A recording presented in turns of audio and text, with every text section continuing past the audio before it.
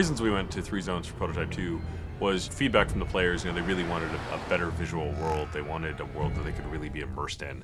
And by going to 3 distinct zones, what it meant was that we could give a greater level of memory and resources and just focus and attention that our artists could deliver to each zone to make them absolutely stunning and beautiful and a rich environment to play with.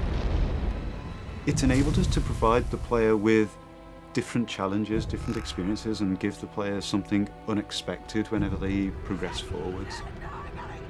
We wanted to have 3 areas where we could have sort of a military zone, a pristine zone, and an infected zone, and have them stand on their own.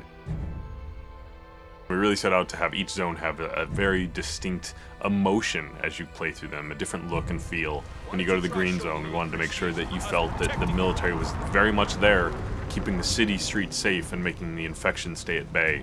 So you get a greater military population, you get less destroyed buildings, less papered over buildings. They tried to make it look pretty and nice. Our responsibility is sell the story, sell the mood and the feel of the location. So you will see lots of guys sitting on the sidewalks, leaning against the buildings, kind of hiding.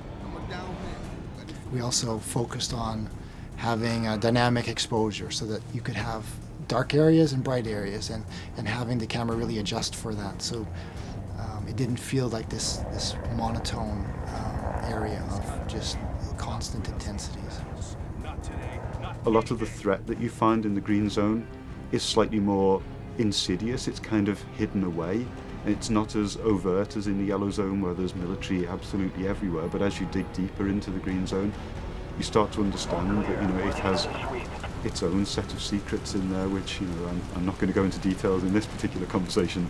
The yellow and the green zone represent sort of the progression to the red zone. The green zone starts out as a living normal civilization where people are still going about their daily work. They're still doing their normal things. The yellow zone is more of a camp where things have gone wrong. They've moved people in, they've moved people out. It's a military quarantine zone. No one moves anywhere without moving through checkpoints. Your yellow zone, we really wanted that feeling of oppression. We really wanted that feeling of too many people crowded into a small space. We wanted to make you feel that Gentek is performing experiments on the human population. With the yellow zone having kind of expanded in such a way that the shanty towns are spilling out into the streets, what you tend to find at ground level at least, it's a much more enclosed gameplay space and a much more dense gameplay space, which means that if you get into a fight, it changes your tactical options. So it's just asking different things of the player and requiring them to approach situations in a different way. The checkpoints are far more important. The places where the military lineup meets the protesters is a far more interesting space than just a space that's completely filled with military or a place that's completely filled with infected. So as you go through each zone, you really will feel, this is the Heart of Darkness. This is sort of the safe zone. And this is kind of the, overcrowded, too many people. And even the people within that, the general population, you'll feel what those people are feeling. When you get to the green zone, you've got people milling about much more naturally. And then when you get to the red zone, you're going to be hard-pressed to find just Joe civilian.